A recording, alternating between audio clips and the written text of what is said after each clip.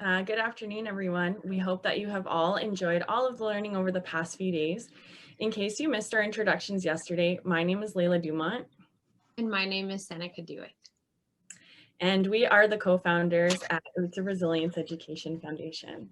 Seneca and I have had the honor of being invited to witness the 2021 CASS First Nations, Métis, and Inuit gathering, and had the incredible opportunity to facilitate the youth panel, participate and listen to all 16 breakout sessions, as well as the ceremony and keynotes. We are really excited to share the highlights of our experience with you. Jean Lassard taught us that we need to stop listening like the system tells us to listen and to start listening with our whole body. We need to co-create space in our communities, and we need to co-create space with our young people. He spoke about the need for disruption, to disrupt the schedules, the way we interact with young people, our own rhythms, to listen in a different way, and to sit with young people to learn alongside them. Sean acknowledged that showing the same respect to language teachers as you do university certified teachers needs to be happening more often than it is. We need to highlight the fact that a PhD from the land is just as important and valuable as a PhD from any post-secondary institution. He spoke about the power of relationship and how having an adult believe in you and encourage you can change everything. We need to change the way we think about education and place relationships at the center of our work. He also reminded us to never underestimate the strength of our little ones. Some of them have a mean right hook. The incredible students in our youth panel shared such great advice and wisdom about what needs to change in the education system.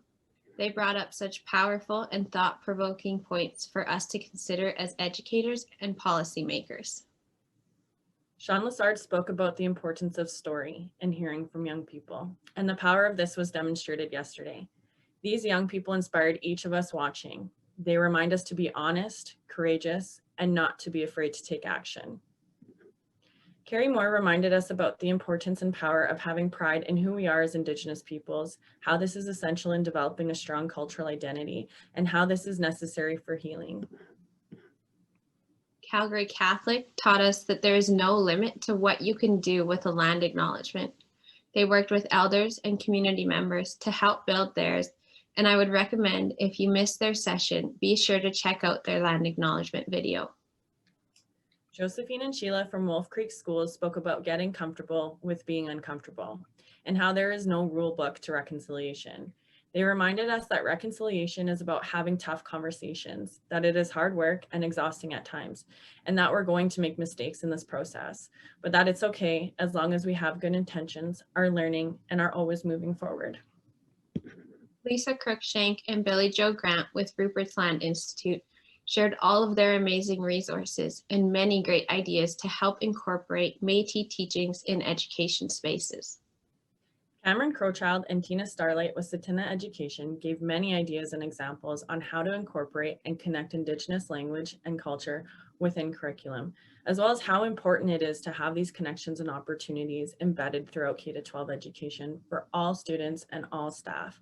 It is our hope that all students have opportunities like the ones you guys shared with us. Josh Morin reminded us of the importance of keeping our languages alive. He really embodies the pride that Indigenous people carry when they share who they are and where they come from. Josh refers to our young ones as little elders, and I know after hearing the youth panel yesterday, we definitely see why they are called that. Michelle Ranger spoke about the importance of place, having safe spaces for students, elders, and community, and how having a welcoming and safe space has the power to heal. She also spoke about the importance and impact of having youth, elder, and community voices in everything that we do, and how this creates healing for everyone. Bill Butterfield and Sarah Heimbecker shared the importance of bringing students into the conversation to benefit their learning. They also spoke about the need to build authentic and sustainable relationships. They shared that there are going to be moments of discomfort along the way and that we need to have genuine leadership.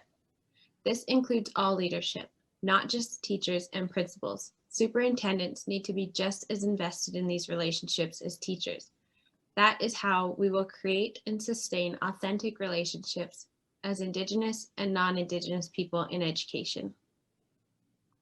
This morning in our keynote, we heard Tomasz speak about the power of having someone believe in you and how important it is for educators to believe and know that Indigenous kids are capable, strong, and proud, that Indigenous kids are worth it, and that as educators, we need to actively create space where Indigenous students feel safe and welcomed and cherished, not less than and not different than. Tomasz shared an important note about the unbelievable difference between positive and not so positive examples of educators.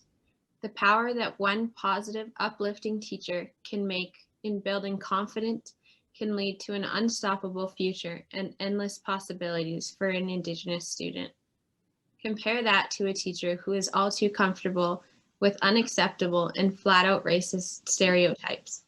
When educators are comfortable in acting in this way, they give their non-Indigenous students an excuse to behave with an equally racist manner. It is great to believe that this country is starting to move in the right direction. However, hearing Tomasz speak and seeing how young this man is, we have no other choice but to face the reality that we still have an incredibly long journey of change ahead of us and to get to the place that truly values Indigenous people. We saw in the comments more than once that every educator needs to hear this, but what you need to know is that every Indigenous student has heard this and has had similar experiences. We want to thank Tomasz for being vulnerable and so courageous in sharing these experiences with us. Tomasz left us with so many powerful and alarming things to take in and really think about. Who are we as educators, and how do we want to be remembered? Canadian Geographic shared how teachers can connect with and access all of the different resources that they have. We want to thank them for their work and commitment to having Indigenous educators and community guide the development of all of their Indigenous resources. Alberta School Councils Association highlighted the importance of parents in the conversations surrounding their children's education, specifically Indigenous parents and families. If we don't create meaningful relationships with Indigenous parents, we are missing out on so many possibilities to support and enhance student learning.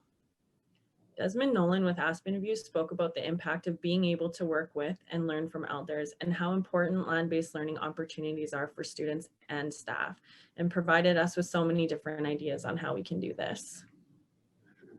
In a 60 Scoop presentation with Melissa Purcell, Melissa shared a powerful fact about the number of Indigenous children in care.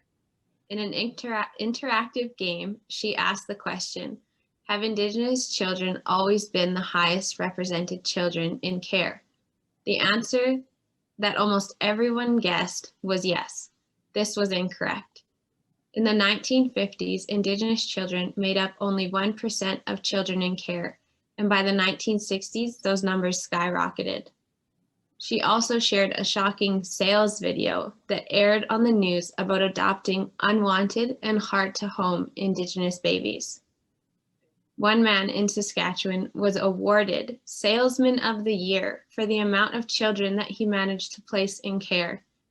This is a part of our reality that everyone needs to learn. Dr. Genevieve Fox offered the principles of reverence, relationship, responsibility, and respect to guide the way we live, learn, and teach. Terry Witherspoon and Emily Malm shared their view of the TRC's call to action from an ally's perspective. They conducted research on current public attitudes regarding reconciliation overall within Alberta and Saskatchewan schools. Melissa Purcell taught us tap way when looking at truth and how we must examine stereotypes and biases and look at how they have shaped relationships with Indigenous peoples. We need to ask ourselves, where do your stereotypes and bias stem from? What informed your knowing? What relationships do you have? And how can you increase and strengthen these relationships? Wilson Barehead shared about loving and respecting our four-legged relatives. He reminded us of the many lessons and gifts that they have to share with us if we would take the time to learn from them. Mother Earth is our greatest classroom. Sharon Morin called upon us to respect the earth. This includes everything connected to the earth. the animals that give their lives to provide for us, and the plants that give us our medicine. We never disrespect the earth by wasting anything or throwing trash on the land, our mother.